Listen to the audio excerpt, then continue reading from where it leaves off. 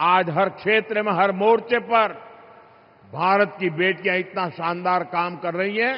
Congress, Samajwadi party, TMC और DMK जैसी पार्टियों ने एक बार फिर देश की महिलाओं को धोखा दिया। बीजेपी एनडीए सरकार का एक ही मंत्र है, नागरिक देवो भव।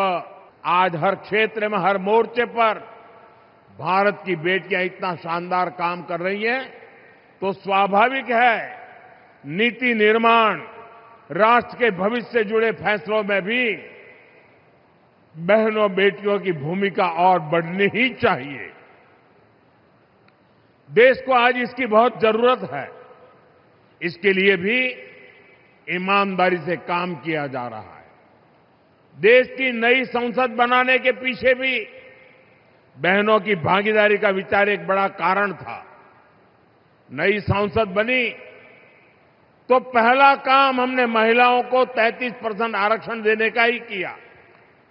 40 साल से बहनों का ये अधिकार अटका और लटका हुआ था। इसलिए हमने साल 2023 में संसद में नारी शक्ति वंदन अधिनियम पारित करवाया।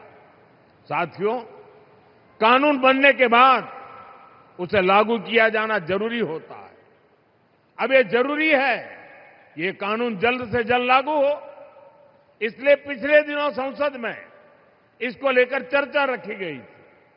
संविधान में संशोधन के लिए हम कानून लाए थे। ये संशोधन ऐसा था जिसके बाद ज्यादा संख्या में बहनें विधानसभा और संसद में पहुंच पाती। लेकिन साथियों, कांग्रेस, समाजवादी पार्टी, टीएमसी और डीएमके जैसी पार्टियों ने एक बार फिर देश की महिलाओं को धोखा दिया।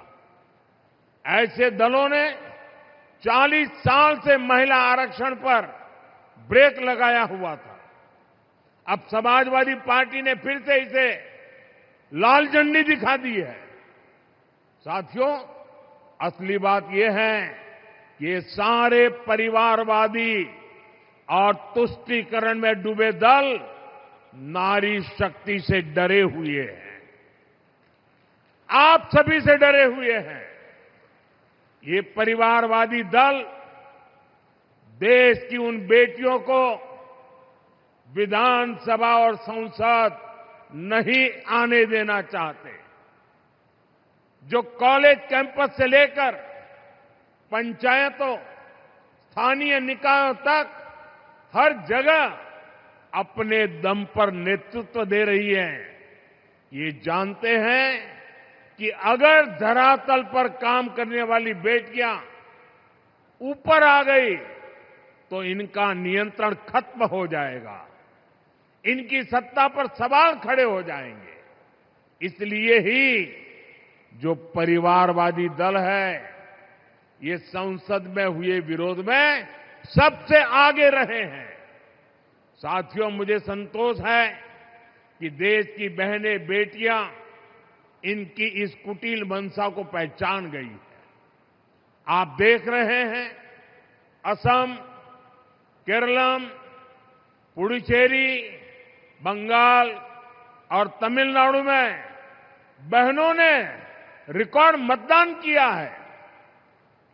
महिला आरक्षण विरोधी दलों को अंदाजा नहीं है कि बहनों का ये वोट महिला विरोधी इन दलों को सजा देने के लिए हुआ है।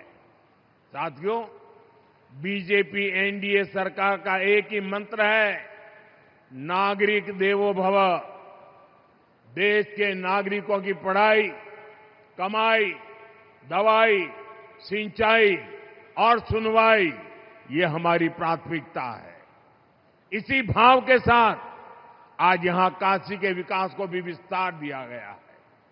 गंगा जी पर सिग्नेचर ब्रिज बनने से पूर्वांचल की कनेक्टिविटी और सशक्त होगी।